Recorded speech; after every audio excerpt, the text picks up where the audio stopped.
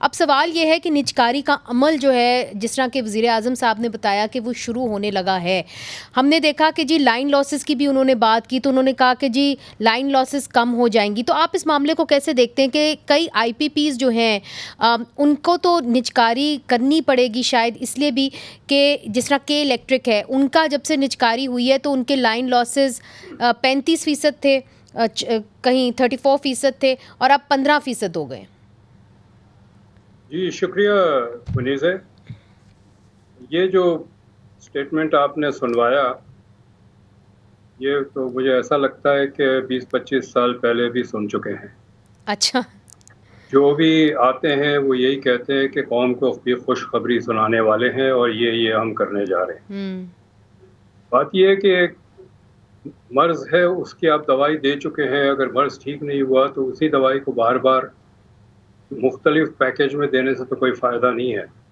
1990 में हम चले जाएँ, तो 92 में 90 के करीब इंडस्ट्रीज प्राइवेटाइज हुई, एक डेढ़ साल में, हुँ। 92 में। हुँ। उस वक्त ये कहा जाता था कि ये सारी खसारे में है हुँ। और ये हम बेच देंगे तो हमारा खसारा कम हो जाएगा और हम जो बजट का खसारा है वो नहीं होगा। लेकिन उससे ज़्यादा खसारा बढ़ता चला गया प्राइवेटाइजेशन के बाद भी और खसारा कम नहीं हुआ। तो जिस वजह से खसारा जिस वजह से प्राइवेटाइजेशन हुई थी वो तो पूरा नहीं हुआ। हुँ। अब ये कह रहे हैं कि ये हम इसको पूरा करेंगे कि इलेक्ट्रिक ने अपने ट्रांसमिशन लॉसेस कम किए हैं, लेकिन ये नहीं पता है कि डिस्ट्रीब्यूशन लॉसेस भी कम किए हैं। ये हमें जो डेटा देते हैं ट्रांसमिशन एंड डिस्ट्रीब्यूशन बताते सही है, वो तो वाक़ई में हैं। सही और बात है आपकी। आज हाँ। भी कुंडा लगते हैं, पहले वो खुद लगाते थे, अब वो नहीं लगा सकते हैं चूँकि तार बदले हैं, लेकिन इनके जो के इलेक्ट्रिक के लाइनमैन हैं, वो खुद घरों को जाके कहते हैं कि आप हमारे साथ डील करें, हम आपको कनेक्शन लेके देंगे, तो आपका बिल नहीं आएगा। तो ये सिर्फ़ मफ़रूज़े हैं कि प्राइवेटाइज़ करेंगे, टेक्नोलॉजी आएगी और कुंडे नहीं लगेंगे। हुँ। ये कहानियाँ हम सुन चुके हैं और तजुर्बा भी कर चुके हैं। हुँ। तो ये तो हुँ। ज़ाहिर है हर नई हुकूमत आके अपनी दुकान को के अच्छे रंग में पेश करना चाहते हैं। मगर कैसर साहब, बहुत सारे लोग ये भी कहते हैं कि हमारे पास और कोई चारा भी नहीं है, हमें प्राइवेटाइज़ कुछ चीज़ें तो करनी पड़ेंगी। अब आप स्टील मिल्स को ही देख लें तो ये बताया जाता है कि जो टोटल लॉसेस हैं स्टील मिल्स के, वो कहीं हैं 206 बिलियन रुपया। तो अगर इतने बड़े लॉसेस हो रहे हैं और पाकिस्तान की रियासत इन इदारों को नहीं चला सकती, तो उनके पास और क्या चारा है इसके अलावा कि वो इसको प्राइवेटाइज़ कर दें? देखिए, हम चाइना की बड़ी तारीफ़ करते हैं और चाइना का हर वक़्त एक हवाला दिया जाता है। चाइना ने अपने तमाम इंडस्ट्रीज़ को रिफ़ॉर्म किया, प्राइवेटाइज़ नहीं किया। अच्छा। चाइना में इंडस्ट्रीज़ प्राइवेटाइज़ नहीं हुई। यहाँ पर भी जो बड़ी-बड़ी कंपनी, चाइनीज़ कंपनी पाकिस्तान आती है, हमारे यहाँ इन्वेस्ट करती है, काम भी करती है, ये सारी स्टेट एंटरप्राइज़ेज़ हैं, ये प्राइवेट कंपनीज़ नहीं है। तो और ये स्टेट एंटरप्राइज़ को रिफ़ॉर्म करना मुश्किल काम नहीं है। डॉक्टर अब्दुल हफ़ीज़ शेख की पीएचडी इसी सब्जेक्ट पे है, how to reform public enterprises. ये और बात है कि उसने अपना क़िबला बदल दिया, लेकिन मैंने भी उस प्रोजेक्ट पे काम किया है चूँकि हम दोनों बॉस्टन यूनिवर्सिटी के स्टूडेंट्स हैं और उस वक़्त हमारे प्रोफ़ेसर थे लीरॉय जोन्स, वो पाकिस्तान के कंसल्टेंट रहे हैं और 3 वॉल्यूम का उन्होंने एक रिपोर्ट दी है कि पब्लिक एंटरप्राइजेज़ को एफ़िशिएंटली कैसे चलाया जा सकता है। बट सर अगर रियासत चाहे तो चलाया जा सकता है। रियलिस्टिकली पाकिस्तान की जो रियासत है, जहाँ पे अभी सियासी स्टेबिलिटी आई नहीं है, वो कैसे जो है यहाँ के जो इदारे हैं उनको सही तरीके से चला सके? अब इतने सालों के अंदर 1947 से लेके अब तक तो वो नहीं चला सके, तो अब क्या गारंटी है कि वो चला लेंगे? That is not true. 1977-78 तक बहुत सारी पब्लिक एंटरप्राइजेज़ एफ़िशिएंटली चलती थी और कुछ तो मुनाफ़ा भी देती थी। जिसका मकसद ही नहीं था मुनाफ़ा हासिल करना, उनसे आप मुनाफ़ा तो एक्सपेक्ट ना करें ना। स्टील मिल का मकसद ही नहीं था मुनाफ़ा हासिल करना। मैं जब मास्टर्स कर रहा था तो मेरा एक टर्म पेपर था स्टील मिल के ऊपर। उस वक्त 1974 में स्टील मिल बनना शुरू हुआ था। मैंने उसकी फिजिबिलिटी रिपोर्ट के ऊपर एक टर्म पेपर लिखा है। पूरी फिजिबिलिटी रिपोर्ट में कहीं नहीं लिखा कि स्टील मिल मुनाफा कमाएगा। स्टील मिल बनाया गया था इंजीनियरिंग इंडस्ट्री को पाकिस्तान में डेवलप करने के लिए, और स्टील मिल का पर्पस था सब्सिडाइज स्टील प्रोवाइड करना इंजीनियरिंग इंडस्ट्री को। लेकिन जब ज़ियाउल हक ने तख्ता उल्टा जमहूरी हुकूमत का, तो उसने वो सारा प्रोग्राम अबैंडन कर दिया और स्टील मिल का जो बुनियादी मकसद था वो पूरा नहीं हुआ। और स्टील मिल नुकसान में इसलिए जा रहा है कि उसकी मशीनरी रिप्लेस नहीं हुई है, शायद 30-40 साल हो गए। तो आप उसको और जो ज़मीन जो स्टील मिल खरीदेगा वो उसको बंद करके वहाँ पर एक हाउसिंग कॉलोनी बनाएगा। वो जो 90 इंडस्ट्री प्राइवेटाइज हुई है 92 में, उसके 80% इंडस्ट्री के साथ यही हुआ कि वो हाउसिंग कॉलोनी बन गई। मगर मुझे बताइए कि पीआईए फॉर एग्जांपल, अगर आप उसका एग्जांपल देख लें तो पीआईए के आधे से ज़्यादा जो जहाज़ हैं वो ग्राउंडेड हैं इस वक्त। तो लोग ये सवाल करते हैं कि बाकी मुल्कों के अंदर भी तो एयरलाइंस प्राइवेटाइज हुई हैं, हिंदुस्तान का भी हवाला देते हैं, तो फिर पाकिस्तान में क्यों नहीं? क्योंकि अगर प्राइवेटाइज हो जाएगा तो लोग कहते हैं तभी जो है कंपेटिटिवनेस आएगी मार्केट के अंदर, तभी जो है पैसा आएगा मार्केट के अंदर, जॉब्स मिलेंगी, खुशहाली आएगी। देखिए, ये जो एक मंत्रा है ना कि स्टेट नहीं चला सकती, प्राइवेटाइज कर दो, प्राइवेट सेक्टर तो जन्नतनुमा माहौल क्रिएट करेगा।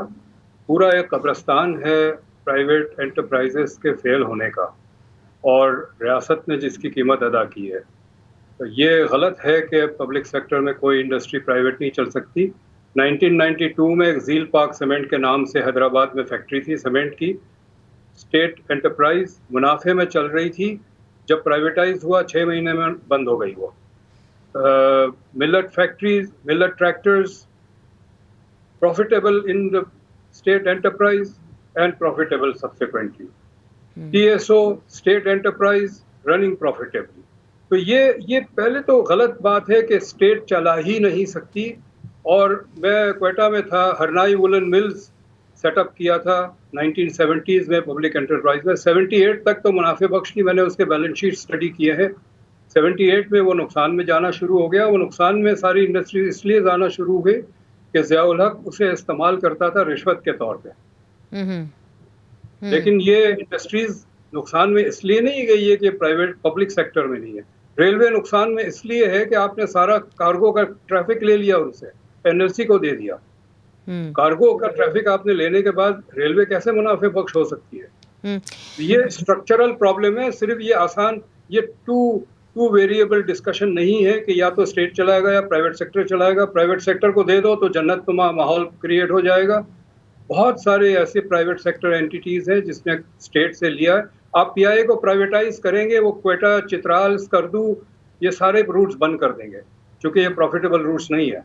और प्राइवेट सेक्टर सिर्फ प्रॉफिट कमाता है, उसके लिए कोई नेशनल इंटरेस्ट या सोशल इंटरेस्ट नहीं होता है।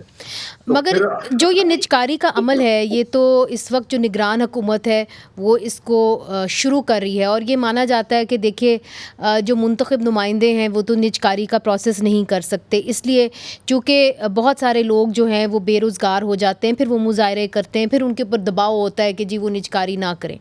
तो आप समझते हैं कि बेहतर यही है कि एक निगरान हुकूमत ही निजकारी का अमल शुरू करे, या उन्हीं के पास वो कैपेसिटी है कि वो निजकारी कर सकते, जो कि मुंतखब नुमाइंदे तो कर भी नहीं सकते? I know you are against privatisation in some capacity, magar what do you make of this government going into a privatization mode? पहली बात तो ये कि इस गवर्नमेंट का मैंडेट ही नहीं है प्राइवेटाइज करना, इनका मैंडेट इलेक्शन कराना है। दूसरी आपने बात की कि वो जो पब्लिक सेक्टर के होते हैं वो रोज़गार ज़्यादा देते हैं। बात ये कि रियासत का काम है रोज़गार देना। अगर इकोनॉमिक एक्टिविटी नहीं है और लोग खड़े हैं जिनके घर खाने को नहीं है, तो जो सियासी हुकूमतें हैं वो रिस्पॉन्ड करती है पब्लिक प्रेशर को, वो रोज़गार ही दे सकती है। एक और बात मैं कहूँ, मगर सर इनको जो इख्तियार है वो तो मुंतखब नुमाइंदों ने दिया है ना। उन्होंने तो अमेंडमेंट वो कानून के अंदर लाए जिसके तहत उन्होंने कहा कि जो मौजूदा आपके इस वक्त चल रहे हैं प्रोजेक्ट्स चल रहे हैं वो आप उसके ऊपर कानून साजी कर सकते हैं, आप उस you can move forward with it. If you are going to be technical you are right, but basically निगरान हुकूमत का काम इलेक्शन कराना होता है। लेकिन मैं एक और बात करना चाहता हूँ। साल 2002 के बाद जो प्राइवेटाइजेशन हुई, बड़े बड़े इदारों की प्राइवेटाइजेशन हुई, बैंक्स हैं, टेलीकॉम है, हमने ये सारी चीज़ें गैर मुल्की कंपनियों को बेचे हैं। आज भी जो खबरें आ रही है, ये कंपनीज जो भी हम बेचेंगे, चाहे ज़री ज़मीन हो, ये हम गैर मुल्की कंपनियों को दे रहे हैं। ये जब अपना मुनाफा वापस भेजना शुरू करते हैं तो बैलेंस ऑफ पेमेंट्स आउटफ्लो होता है, डॉलर का आउटफ्लो होता है। और आज जो हमारे पास डॉलर की क्राइसिस है, उसमें एक अच्छा खासा हिस्सा प्रॉफिट रेमिटेंस है गैर मुल्की कंपनियों का। तो हम आज का मसला तो हल कर देंगे, प्राइवेटाइज करके हुकूमत के पास आ जाएंगे डॉलर्स। लेकिन 2 साल 3 साल के बाद जो है, ये जब इनका प्रॉफिट आउटफ्लो शुरू होगा और आज जो हमने चीजें बेची है वो पैसे खर्च हो जाएंगे, 2 साल में डॉलर्स खर्च हो जाएंगे। ये डॉलर तायाब तो नहीं रहेंगे, चाहे 25 अरब डॉलर हो, 100 अरब डॉलर हो, 2 साल के बाद हम फिर वहीं खड़े होंगे जहां आज खड़े हैं। क्योंकि खसारा तो अपनी जगह है और खसारा बहुत बड़ा है। हर 100 डॉलर एक्सपोर्ट पे हम $225 इंपोर्ट करते हैं, तो खसारा तो बहुत बड़ा है। ये जो $100 है, ये तो 1 साल में खत्म हो जाएंगे। फिर क्या करेंगे और क्या बेचेंगे?